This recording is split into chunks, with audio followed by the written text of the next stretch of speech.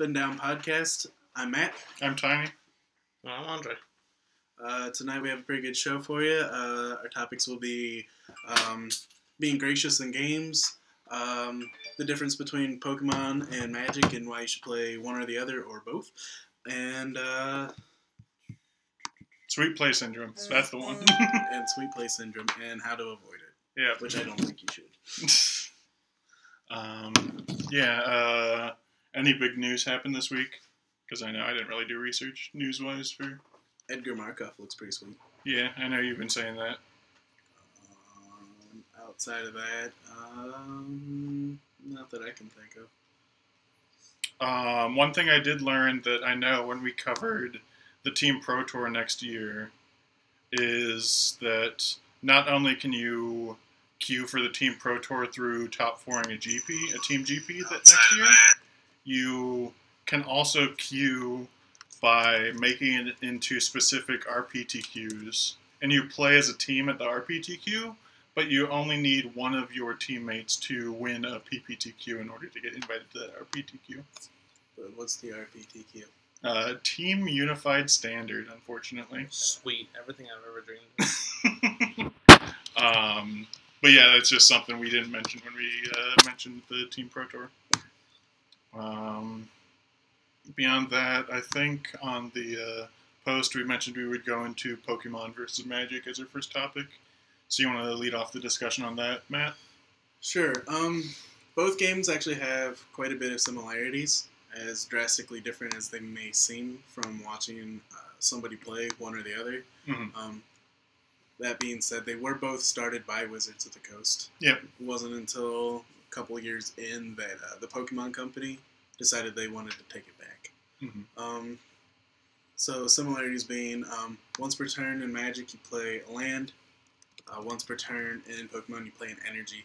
Energies are what allow you to do your activate your abilities or your attacks. Mm-hmm. And there are different ways to like remove them, kind of like in Magic. The combat is very simple. If you have enough energies, you pick your attack. You attack the other basic Pokemon that's out in front of you. Yeah, combat's definitely a lot simpler in Pokemon because you can only attack their active Pokemon as opposed to Magic where you attack them as an entity and they can block. Yep. So, reasons that you would play Pokemon. It's simpler. Pokemon are cool. It's collectible.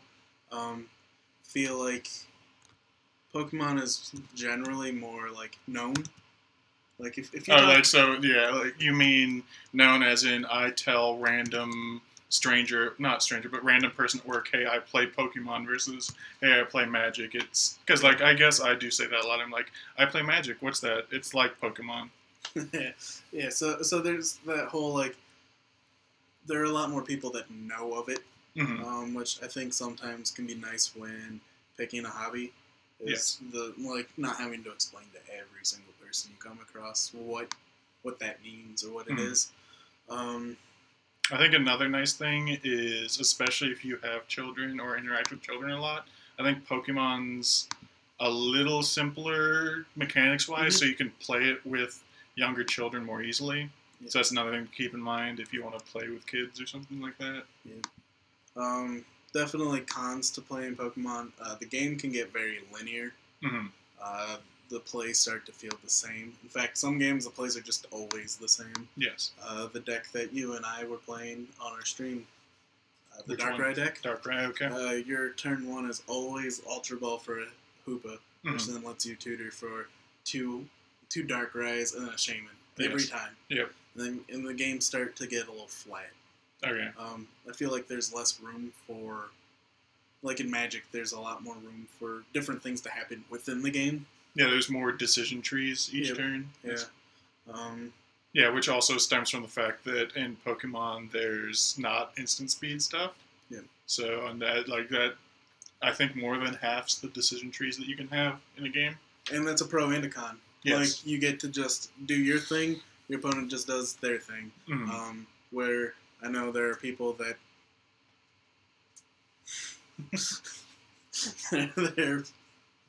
there are people that complain a lot about counter Magic and that. They're like, Mm-hmm. oh, I had this really sweet play Yes. would have got countered. Yeah. But at the same time, it's not fun when your opponent is doing something sweet and you Mhm. just have to sit there and watch it. Mhm. So it's depending on who you are and how you feel. I feel the lack of counterplay is a pro and a con. Mhm. For Magic, there's definitely so much more to the game. Mhm. It's more complex. It's more of a thinking game, Yeah. which can be a pro, can be a con. Mhm. More reasons you would want to play Magic. I think there's just more diverse. Yes. There's also more room for the game to develop, like because Magic is fantasy. Like Mhm. anything that fits that theme can be in Magic, whereas Pokemon is very limited to what did Its Pokemon, world, yeah. yeah, what did Pokemon put into its game. It's not like we're going to have an Innistrad of Pokemon and stuff like that. I think for me, the biggest thing I ran into from a Magic grinder standpoint was for how much crap I give Wizards for how hard it is to find tournaments sometimes on their tournament locator thing on their website. I think Pokemon's actually worse at it than they are. I just found it very hard to, one, figure out what tournaments feed into Worlds, and two, figure out where these tournaments are located. Because their event locator is just a list of like chronologically placed tournaments from like F&M level all the way up to like the most competitive. Yeah, and there's no way to sort by competitiveness and things like that. Andre, as a non-Pokemon player, what would you say keeps you from playing it? I don't know. I don't think it's a problem with the game itself. It's just I've devoted a lot of time and money into Magic, and I don't really want to spend that more money or more time on a different game when I'm already interested in Magic and I'm already there. Okay. I also think, price. Pokemon cards are infinitely cheaper than Magic cards. In most instances. Yeah. Like, there are some cards that can hit $50, but that's generally like one a rotation. Yeah. And it's usually a one or two of in your deck versus like half your deck being $20 to $50 cards for Magic. Mm-hmm. I also think it's a generational thing. Okay. Like, I think, like people our age grew up with Pokemon. Mm-hmm. So I think there's more of a nostalgic pull to Pokemon. Okay. Where Magic is kind of, it doesn't really have that Nostalgia, sense. yeah. Like, there is a sense of nostalgia, but the new cards don't bring it about because there's a lot less of new cards Feeling reprinting like old cards or old characters and things like I that. mean, but that happened because that happened when they went away with the core set. I think you'll see that come back. Yeah, I could see that. When they reintroduced the core set. But I also don't think that'll be I don't think that'll affect price as much as it does in Pokemon. Plus, at the same time, old set or like old cards that would bring back that nostalgic feeling. I don't think we'll ever see again. Like good old Juzam Jin. Yeah. I know we see Sarah Angel in the Welcome to Play decks, but I don't think we'll see that featured heavily ever again. Mm-hmm. We won't see cards like Mind Twist or Swords to Plowshares, Lightning Bolt even.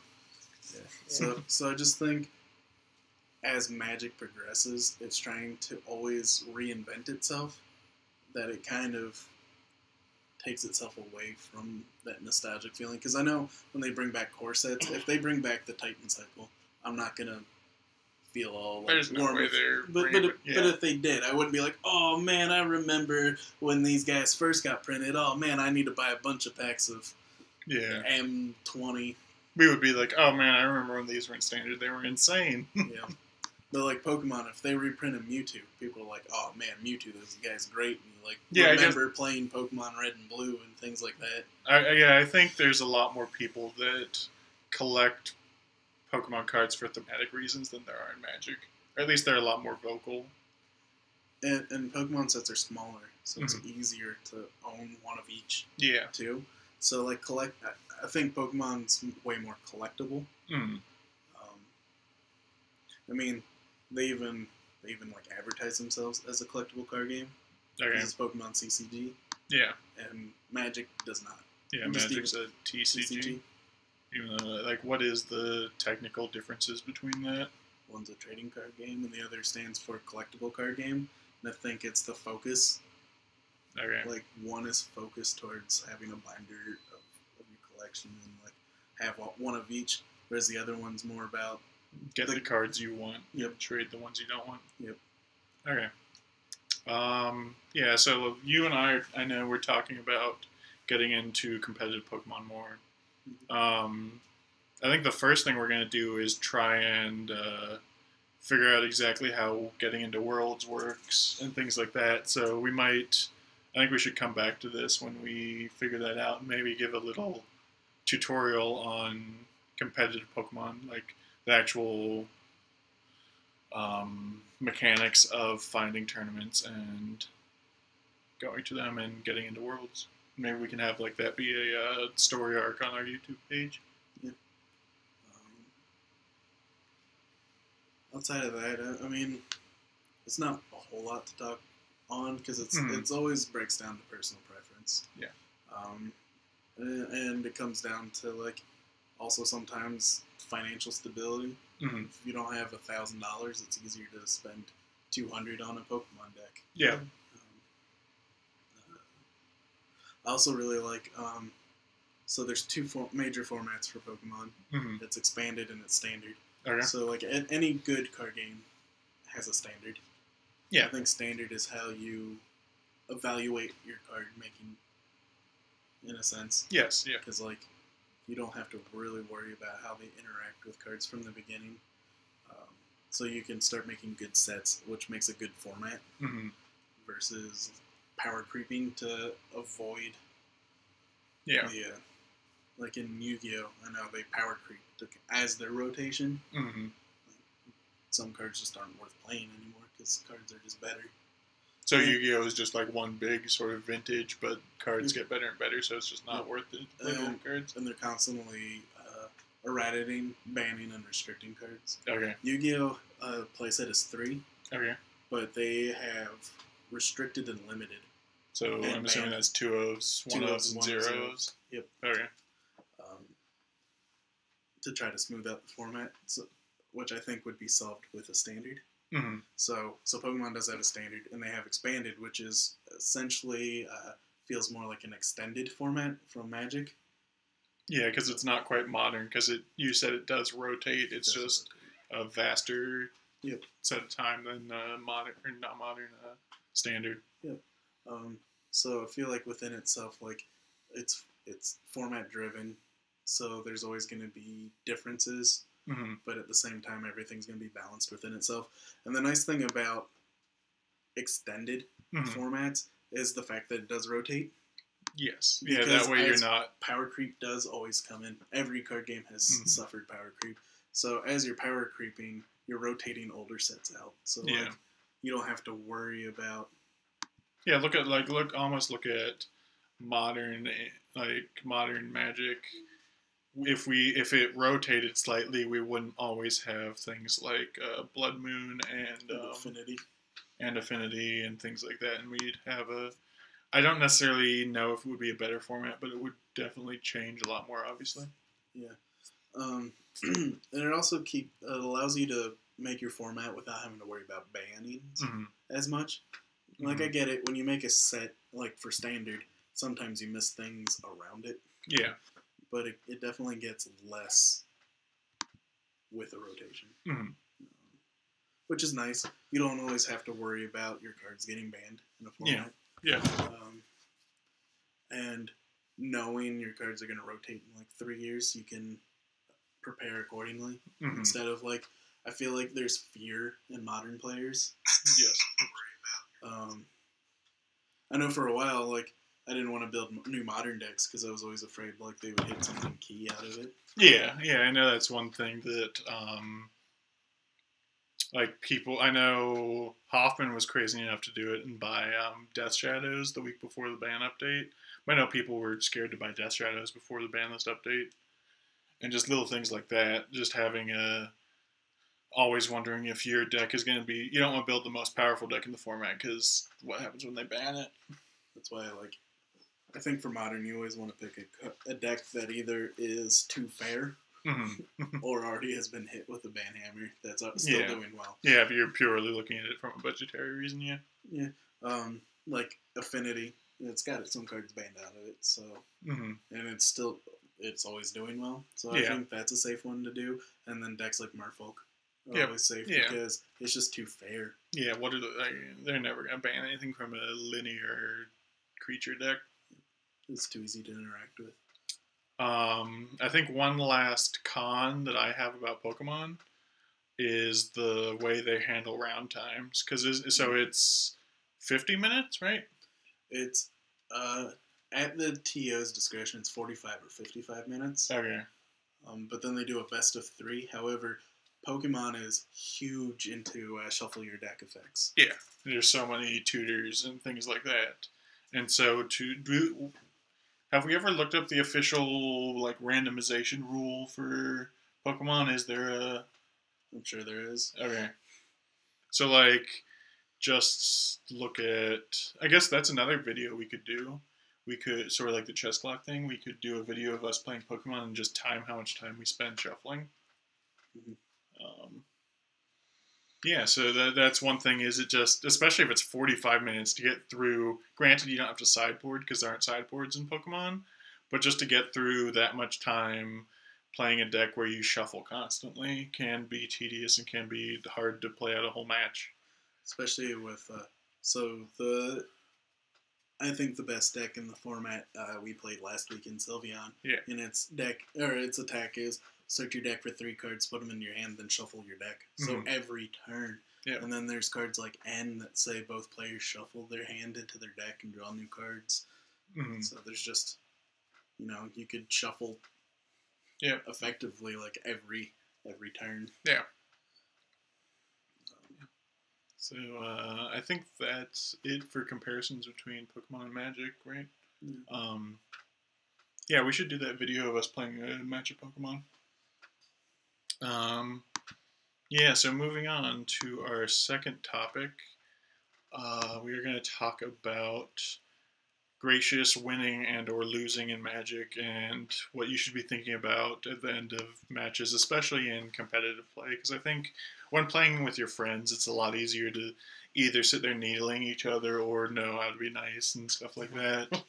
But it's especially when you're like playing against some random person you've never met before and probably never going to see again. How should you accept the outcome of a match of Magic? And I think the biggest thing I want to start on is just the term "good game" and whether or not it's something that you could always say or whether it's something that you should never say or something like that. So, what's your guys' opinion on saying "good game" at the end of a match? So I don't keep track of that exactly. Right. Like I do say good game. I do know I say good game, but I don't always say it. But I always extend a handshake because I think that's generally okay. Like it's not, you're not. Yeah, I think a handshake. I mean, because like the whole thing, like the discussions we've had in the past are like, can you say good game if your opponent got mana screwed or flooded out, and then it wasn't actually a good game? Like, are you just saying it to say it? It loses some of its meaning. But you can always like show like gamesmanship and shake hands after the match, after every match. That's what I generally do. And then if none of those circumstances, screw or flood or like a really bad break, happen, then I'll say good game. Yeah. I think it ultimately comes down to how you mean it. I think if you're trying to be that guy, you're going to say good game when it wasn't. Yeah. As the needle. But if you genuinely aren't trying to rub it in and things, you'll find ways to acknowledge your opponent at the end of the game without coming off kind of jerkish. It's not just that, though. Like, just when you say good game, like your body language, the tone you're using when you're saying it, like that indicates what you like your intention. And most people pick up on that. But then again, you have to consider how tilted is my opponent. Yeah. So, and that's hard to do because it's not you, so you can't read minds. So it's kind of hard. Like I know, like when I get super competitive and I'm playing against Hoffman, I'm like immediately tilted as soon as I lose the game. Yeah. Because and nothing he can say to me is going to make me feel any better. Yeah. So it's one of those, like, I mean, granted, like, we're all friends and we test against each other all the time. Mm. That doesn't mean prevent us from getting tilted against one Yes, yeah. another. So it's like, I know if I'm tilted, the last thing I want to hear is good game. Mm. So See, that's the way I feel, because I have been known to get a little hot-headed about things sometimes. And me personally, I think it's so much easier. What? They usually say good game to the creator of the deck that net decks because they're the real winners. But yeah, I think it's a lot better personally to say something like good luck for the rest of the day, or have a good one, or something a little more positive but doesn't mention the actual match that you just played, because like you said, it is hard to tell how someone will take something. And me personally, I find it kind of annoying to have just played a match of Magic that really wasn't that fun and really wasn't actually a good game, where I got crushed or I crushed them, and for them to say good game kind of... It's almost the same aspect as when someone sits down and, like, I've had people, you know how on, like, Moto, people say GLHF for good luck, have fun. I have people actually say that in person, like GLHF, and it feels like they don't actually mean it. They program themselves to say it before each match and after each match of Magic. like, I always wish my opponent luck Yeah, you wish to start, Yeah. but because, like, at that point, like, you shouldn't be tilted. Yeah. Like, then again, I guess people do get tilted and remain tilted for the entire tournament. So if you're in, like, the 5th round, Well, I think there's less of a debate about wishing them good luck. I know sometimes I want to say, I hope you lose, because that's just like everyone sits down in a match of Magic in a tournament hoping that they'll win. Yeah, exactly, but But I also, like, I do that to exactly like Hoffman and people that I know. I don't do that to random people. exactly. But back to the, like, good luck with the rest of your matches almost feels just as, like, rubbing it in, because you're like, you didn't have good enough luck against me. Yeah, well, I also, like, if I can tell that someone is just super tilted, I just won't say anything. I think that's another key thing, is letting the person who lost be the one to decide what happens. Like, if they want to shake hands, shake hands. If they say good luck, if they say good game, then... I kind of disagree with that. Like, I think for when it comes to, like, verbal cues, I agree 100%. Like, if I usually let them initiate the good games or whatever, but I always extend the hand once the game's over. Because, I mean, that's not the rubbins or trying to needle your opponent. Like, that's just... I guess that's a slight... That's Like, just I don't know. I don't normally initiate handshakes even in real, like, regular life, so I guess that just falls under me, like, not doing so. It's not so much a not wanting to shake hands, it's I guess, like, my thought on the handshake is you're acknowledging the end of the game or the match where you both competed. Yeah, exactly. And whether it was a good game or bad set of games, the opponent drew poorly, I drew great, or it's usually the other way around, but you always, like, that, you're just acknowledging the end of the match. Yeah, I guess it's like all other competitive, like, sports and stuff like that. You always see people shake hands and do all that type of stuff at the end of the game, for the most part. Yeah. At least that's my thought. I also don't see anything wrong with just, like, picking your stuff up and putting your book bag and just leaving either, because... Yeah, I don't see a problem with walking out of the store and throwing your deck in the parking lot. Yeah. Thanks. Was that you too? I thought I was the one that did that. Oh, I didn't realize that was a story. I thought he was making fun of the fact that I said just pick your stuff up and leave. Luckily, it was a limited deck, so it's not like I threw anything of any significance in the parking lot. Oh man. But like, anybody can read whatever they want into anything. Yeah, and I think the least chance for them to get upset at you to your face is if you just pick your stuff up. Yeah. Just walk away. If they want a handshake, sure, give them a handshake. If they say good luck the rest of the day, say you too or something like that. But I think especially if it was a no doubter. You just crushed Yeah. them to just keep your mouth shut. Just, The worst is when they're ranting and you just want them to fill out the slip, and so you're like, "Can you fill out the slip, please?" So yeah, that's I was gonna say that's the other thing. It's like if I'm playing and I absolutely crush my opponent, then like the first thing I do is sign the slip and put the slip with the pen in front of them. And then he's like, "Hey guys, I want to match your magic." I had to get that one. Sometimes, yeah.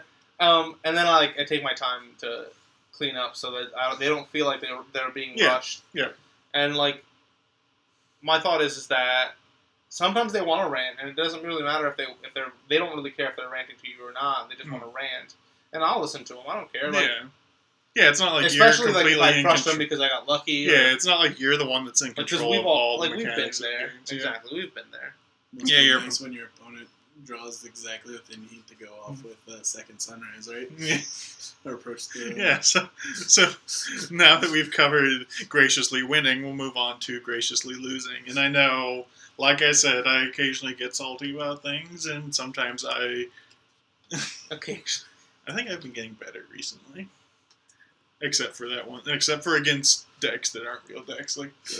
no, it's not Second Sunrise. That's the Eggs deck. It's Approach the Second Sun. Yeah, Approach the Second Sun. But yeah, I think gracious losing is another thing to learn from this. Just being able to, yes, you just lost because you mulled before. Yes, you just lost because they played a combo that you couldn't interact with. Yes, you lost because your opponent found his Cavern of Souls. I think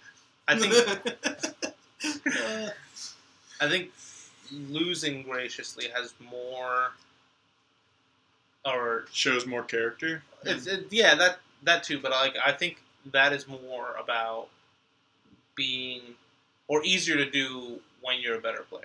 Yes. Because like when you're more like results oriented thinking, like you have that problem where you're like, I lost, I can't believe I lost, but you're not really understanding like, hey, I mulled up 4, I was like 80% to lose this game. Yeah.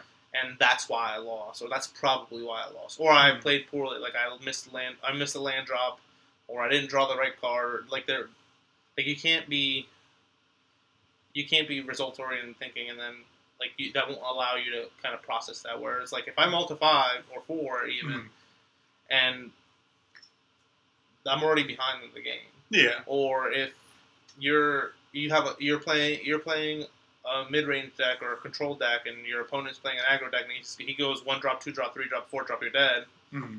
Like, is there really an opportunity for you to interact? Like, yeah, exactly. Not really. So yeah, like, that's those things you can't prevent. Yeah, that's one of those key things is being able to notice games where your decisions had no effect on the game. And yes, those are tilting because your decisions had no effect on the game, but it's also, what are you going to do? How are you going to control outcomes like that? That's just...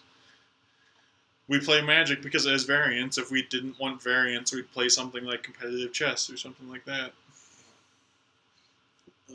Also, I think sometimes the better the player you are, the more tilted of a person you are. There are some videos of like the best Hearthstone player who streams just is always screaming and throwing things, and because he's just so tilted. Yeah, well, that's just the nature of different people react differently to things. Yeah, but I think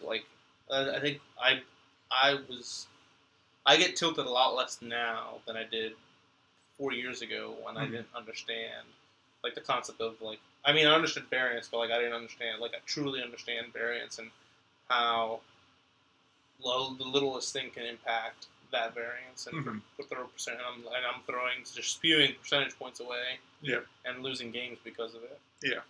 Or that moment when we all had when we finally understand the stack because somebody else did something. Yeah. I don't really remember the first time I actually understood how the stack worked. Do you? Well, I remember when I found out that I couldn't kill a Llanowar elf that was tapping for mana and stopping mana. Yeah. We've all been there. Those weren't fun days. Those were the days of, oh, so my Crater Hoof is going to kill you. Yeah, so that's graciously winning and graciously losing. Is there anything else in this topic that you guys think we missed or could talk about? I guess one thing to cover, and I know, Andre, you've been on the receiving end of this, is you have to, if you're going to give your opponent who you just beat or crushed or whatever tips on how they could have played the game, you have to be able to do it in such a, you have to tell if they're tilted or not, and you have to be able to do it in such a way that won't tilt them off. Because if you can't do that, I think it's better just to keep your mouth shut. Yeah, so I think that's a really weird one because it's like it depends on the setting. Like Mm-hmm. like when I went to my first GP, I just went to go to a GP. Like I wasn't going to be competitive. I was just going to play. So when I would lose and someone would offer me tips, like I would take it as an FNM. Like Mm-hmm. just like an FNM, like at FNM, if you want to offer tips, that's fine. That's the setting. It's like it's casual. It's semi-casual. You're not looking to compete to the highest level. Mm-hmm. But like now, when we go to GPs or opens, it's like we're there to win. Mm-hmm. Like so, if I lose, I have a higher probability of being tilted, and I don't really want to hear like your tips on advice. So even if you're telling me what you're telling me is great, Yeah. I'm not listening. I'm just Yeah. going off in my head about how unlucky I was or how lucky the other person was. So it's hard. It's hard because you might mean well, but it might be it'll most certainly be taken the wrong way. Yeah. So you have to, when you're doing that, you have to be conscious of the fact that, hey, is this person tilted? Did they play poorly, or like do they understand that they played poorly, or do they think that it was just variance Mm-hmm. against their like in their opponent's favor? And the other thing is like, does the player even want the player even want your help? Yeah. And that I think the easiest way to figure that out is have a conversation with your opponent Mm-hmm. before the match starts, in between round or in between games in the match. Like you're human beings, like you're looking to interact. Yeah. So like normally I start as like, all right, I was like I shake hands to start the match, talk to them, ask them their name for two reasons: one, to get to know what their name is, and two, to make sure that my opponent's correct. Yeah. And then I ask them where they're from. Mm-hmm. And then after the first round, I usually start trying to have a small conversation, like, oh, is this your first GP? Is this your first Open? Mm-hmm. So on and so forth. Okay. And by the 8th round, he's asking them on the date. Exactly. But no, but it breaks the ice and opens that opportunity to do that either way, Mm-hmm. in either direction. So I think that's part of it. Okay. And having been on the receiving end, it helps when you're already established a rapport, instead of your opponent scowls at you and you scowl back, and you play your 3 matches, you lose, and then they're like, oh, you want to know what you did better? It's like, no, I'm good. I'm gonna go. I don't know. I can't say what you said before that match on stream. So. I hope I get paired against LSV at least once in my life. Oh, is this your first event? You know what you did wrong there? Let me help you. I have a lot of expertise. Who are you? Who are you? Hey, man. All right, but I have a positive record against LSV, so there's that. 1-0. Yep. All right, so 2 questions to follow that up, though. Would you think that who it is and what deck they were playing also can contribute to if you want their help or not after the game? Because I feel like if somebody outplays you in a mirror match, and it's clearly they're outplaying you, and it's not like variance or mulligans or anything, and they're like, I think in this instance you would want to do this. Like, they're playing the deck and they're playing it better than you. So I feel like them offering you a tip is a little less backhanded than if someone's playing a different deck and they're like, let me tell you how to play your deck. I mean, and to another point of that, the one thing I do always accept, not necessarily criticism on, but discussion about, is my sideboard decisions, because I'm terrible at that. Like, I know that I'm terrible at making just blind sideboard decisions. Mm. So at the end of the match, I always ask them what they sideboarded against me, and I show them what I sideboarded against them, and it's like, and then if they offer any kind of tips or anything like that, I always take that into consideration. Okay. Like, because that, to me, because I know I'm bad at that, so I try to get better at that by that. Mm. I mean, I know I'm always, after a match, I'm always talking to you guys about whether I sideboarded correctly, because I have absolutely no idea at that. Yeah. And I guess the other question, like, if after the game the guy's like chuckling with his buddies, like, "Oh man, I crushed him," I'm sure he turns around and then it's like, "Oh, let me help you." Yeah, so it just seems like just to finish the like jerk. I have been on both ends of that, and it's weird. Like, it feels really bad when you're on the receiving end, but to me personally, it feels even worse when you're on the giving end. Like, if I'm like, I'm like, I crushed someone, and then he's over there, and he's like right next to me. Yeah. That's I feel really awkward and I feel really bad. Yeah, and it's like, what do you say at that point? You just made yourself look like a fool. But like, yeah, dude, you won 2-1 in round or time. Crushed. Anything else about like Gracious, just Magic gameplay in general, or? No, I don't think so. I think we got everything. Alright. But would you rather deal with someone bragging about beating you, or would you rather listen to someone complaining that you beat them? And like, for this scenario, we're not gonna go, well, I'd rather have won. Which to you is that's more obvious. It really depends on who it is. Yeah, and I think I'm with Tiny on that one. Like, it would depend on who it is. So if it was Hoffman, would you rather listen to him brag about beating you? Oh, I would absolutely rather listen to him complain about me beating him. No question. No comment. And if it were Andre. It's always a bad beat story with me, right? Anyway. Alright, yeah, so on to Sweet Play Syndrome. So. What is Sweet Play Syndrome? Yeah, I was going to say, explain... Swiggity Swooty. Explain Swindrum. Swindrum. Can't tell if that was purposeful or we got you saying Swindrum. Alright, explain what Sweet Play Syndrome is. It's the inability to separate playing a game of Magic properly to win in the best way possible from making a play that you'll be able to go, hey guys, listen to this sweet play that I did last game. So in a lot of situations, sweet plays that you tell stories about do end up being winning plays and things like that, or you taking chances in order to get back into a game, which I think that's another topic I want to cover next week is when to play the odds and stuff like that, but we'll get to that. So it's pretty much... Never tell me the odds.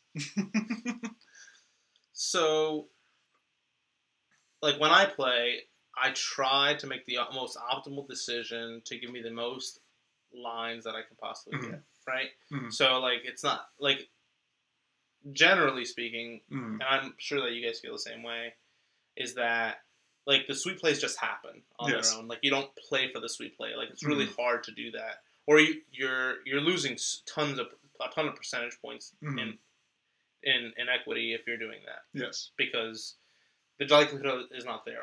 With the exception of when you're playing, like, strictly combo decks. Because then you're all in on the combo and you're looking for the sweet play.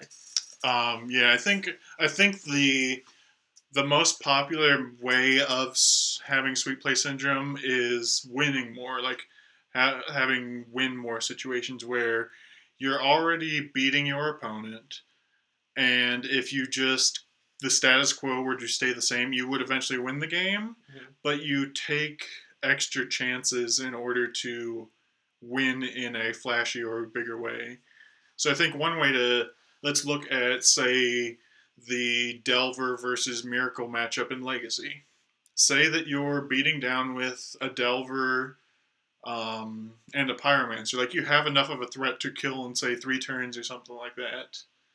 and you have, say, you have one Force of Will that you can cast for 5 mana to keep them from terminusing you and things like that, but you draw another threat to jam, and it doesn't change your clock, but you just want to jam as many threats into play as possible just because it's so much more fun to play creatures and beat down as fast as possible. Mm-hmm. That would be, I think, considered winning more in Sweet Play Syndrome in that you don't get to hold up the Force of Will to protect yourself against their threats, but you're playing a little loose and aggressive with your resources.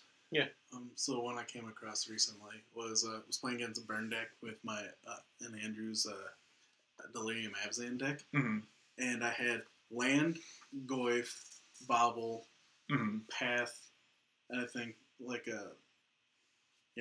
and some other unimportant things. And the thought was, and I was on the play, that I could turn one Traverse for the land to know that I can cast Goyf. Or you want to hold Traverse to go get a creature instead of just get a Kalitas, which is amazing against my opponent. And I did what I felt was the smartest play in traversing for the land. Yeah, exactly. Because my next 2 turns were not getting the land. Mm-hmm. But I was able to cast Goyf, have a threat, and then hold up some removal spells. Yep. Which ended up winning me the game. And I would have lost if I had done it the other way, any other way. Mm-hmm. So, how about, like, what do you guys think about the, not necessarily, like, trying to set yourself up for a sweet play, but, like, kind of accidentally falling into the sweet play and winning, and then completely getting distracted by that sweet play for the next round, or for the next game in that match, or just the rest of the game. What do you mean, getting just like being like, oh, that's the way I won. Why don't I do it again? Exactly. So, like, do you have a specific? Because, like, how many decks have like vastly different ways to win that you would fall into? I guess that probably falls under like a limited deck would probably be the most likely to have vastly different ways to win. No, I was just a thought, because like I remember, one of my sweet plays that I had was the time that we were at a Modern IQ, I think. Sure. And I was playing Infect, and like I had no way to kill him with Infect because he had like already killed. I was playing like Blue-Eye Control or Jet-Eye Control or something like that. Sure.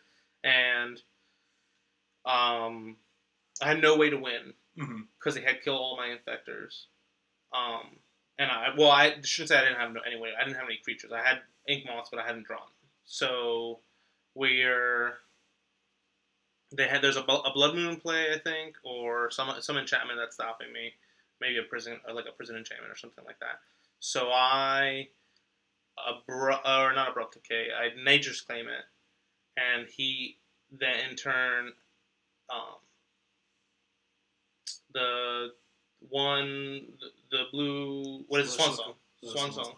He Swan Songs my Nature's Claim, which then I draw Nature's Claim off the top, Nature's Claim the enchantment, and then swing with the 2/2 bird and then pump it for lethal. Okay.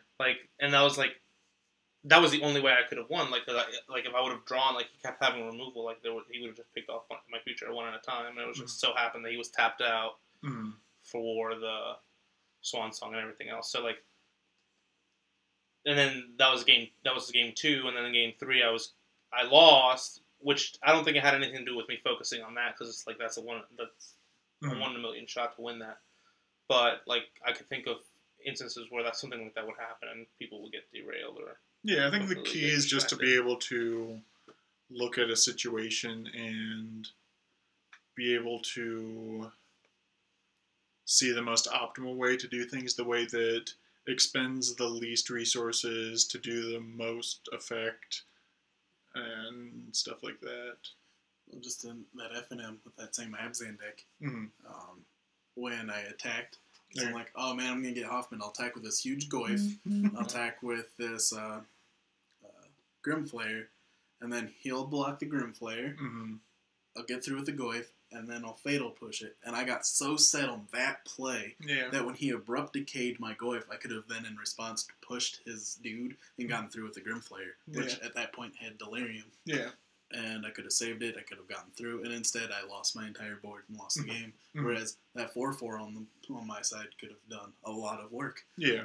But I was so set on like that play, like, oh man, Yeah. I'm gonna trick him into blocking this so I can remove his threat. Mhm.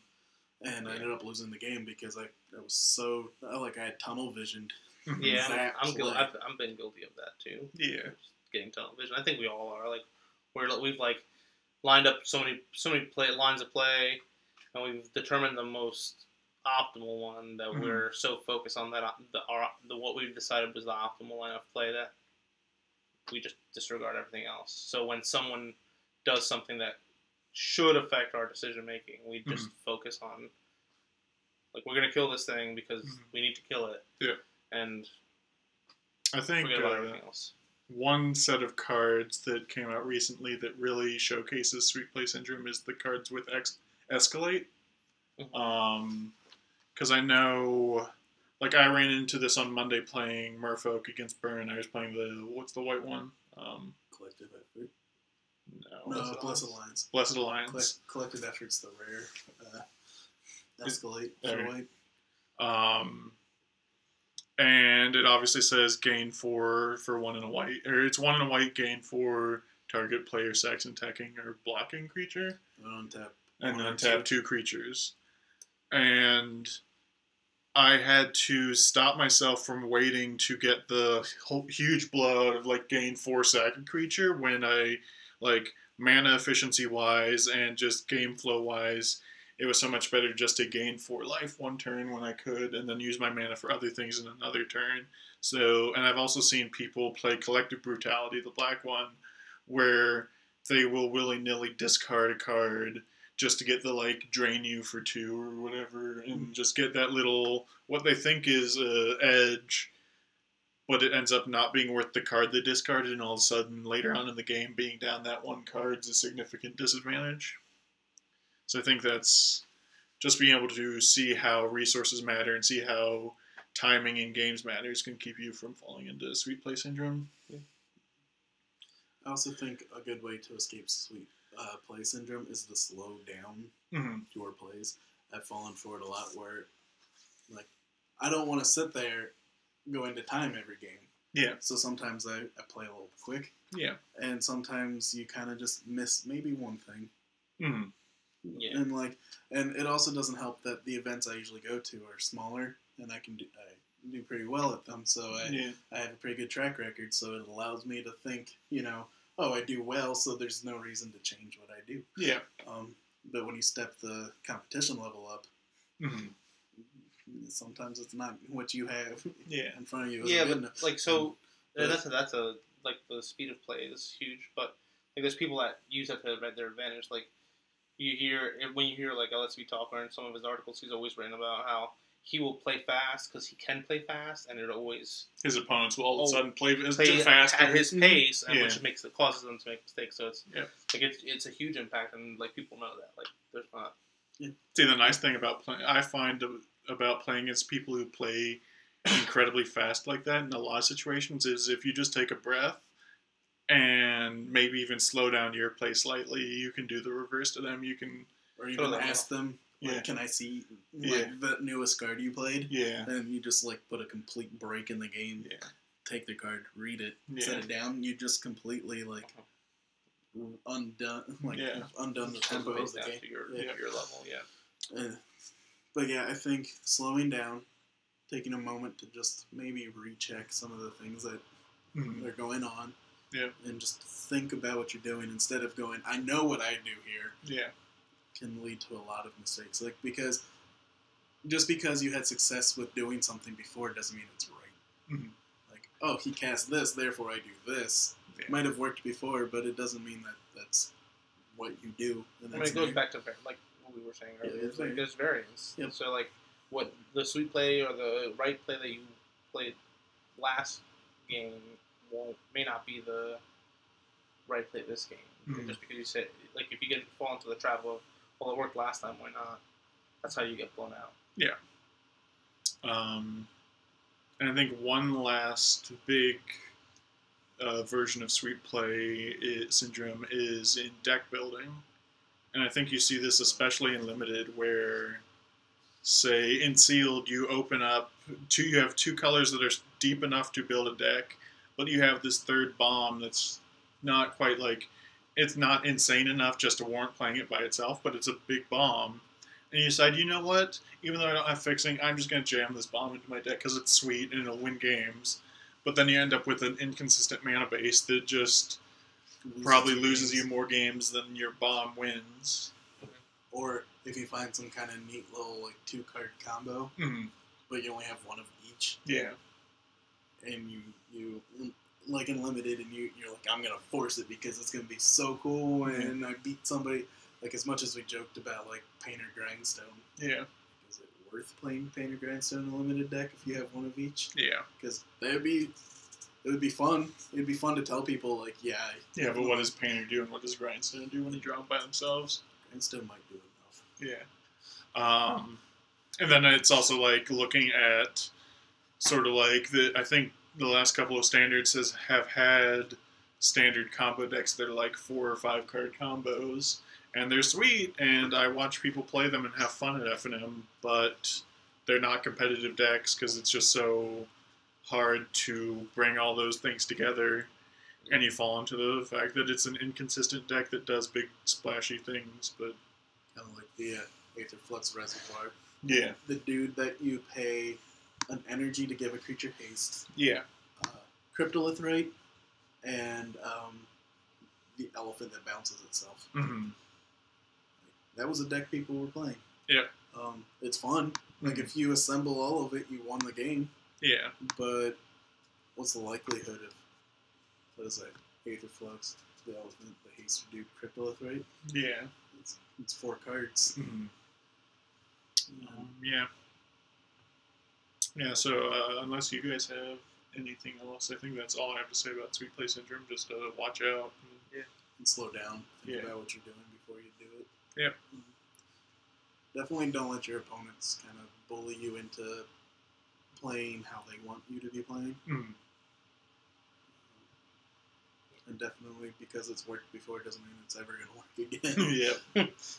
Like, when we played Vintage, and the guy had Dark Depths and Vampire Hex Mage. Yeah. So I go, play this Phantasmal Image making Hex Mage. Sack it, remove all the counters on your Dark Depths, which makes a Merit Lage, and I played another Phantasmal Image to make his Merit Lage. He didn't know that he could sack his Vampire Hex Mage to kill my Merit Lage. Oh, does it say remove counters from target permanent? Yeah. And he was hellbent. And he top decked a Dismember and dismembered it in the game. But, like, that's not something I should ever hope to do again. Yeah. Yeah. Yeah, but that's Sweet Play Syndrome and why you should watch out for it. Before we sign off, I think we have some upcoming stuff to talk about. So obviously we reached 31 likes and 32 follows on Facebook. I'm looking at you, Brad. You're not liking our Facebook page. Not to call you out, I'm live on Twitch. It's Brad Batterber's. But like we said, 30 followers gets a 6-hour stream. So I think what we decided on September 9th? Yeah, September 9th. We haven't decided what time of day it will be. Key things, it will be a charity stream, so if you are able to donate, that would be awesome. I know we're thinking of doing some sort of children's hospital. I think we're leaning towards Philadelphia Children's. Yeah. Unless we can find something better. Just because I feel that's the most likely for money to do something of any significance from a charity standpoint. I know we plan on playing some Magic, some Pokemon, probably some video games of some sort. Mm-hmm. If there's a cube up on Moto, I might have my girlfriend do a draft, and she's never played Magic before, so she'll do the draft and we'll play whatever she drafts, so that should be interesting to watch. Anything else about that from you guys? I think if we raise $1,000, we decide we're going to beat up Hoffman on stream. No, what I said was if we raised $1,000 for the charity, that I'll shave my beard. So there's your chance, guys. It'll only take Break your 1,000. piggy bank for that.